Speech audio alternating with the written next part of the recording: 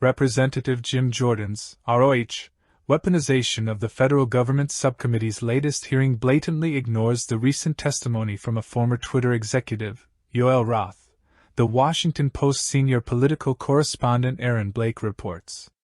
When it comes to Jordan's belief the Democrats suppressed the Hunter Biden laptop story, Blake writes, the GOP-led committee's investigation has proven to include plenty of supposition and elaborate theorizing, even as that has often run afoul of the known facts. Blake writes, less than a minute into his opening statement, Jordan invoked Twitter's former head of trust and safety, Yoel Roth. So what did the government tell him? A hack and leak operation was coming. How often did the government tell him this? Repeatedly for a year. When did the government say it was going to happen? October of 2020. And who did the government say it would involve? Hunter Biden, Jordan said.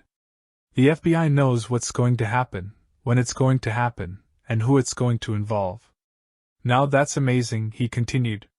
So maybe they get the time right, but they got the time, they got the method, and they got the person. That's amazing. It's almost like these guys were clairvoyant.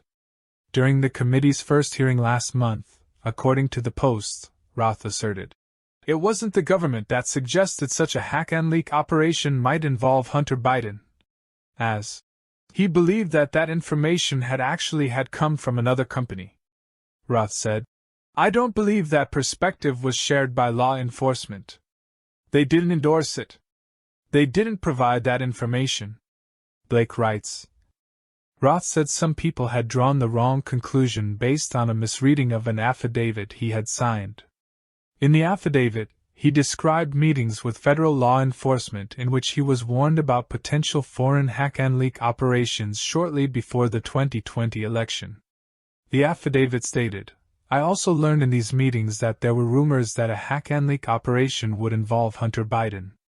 According to Blake, Roth confirmed last month that he hadn't said law enforcement was his source.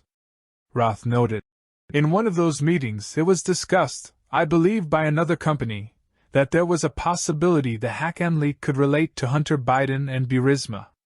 Blake noted, however, that Jordan's summary is also contradicted by a November deposition from the former FBI agent whom Roth cited as warning of the hack and leak operations, Elvis Chan. I do not remember us specifically saying Hunter Biden in any meeting, Chan said in the deposition.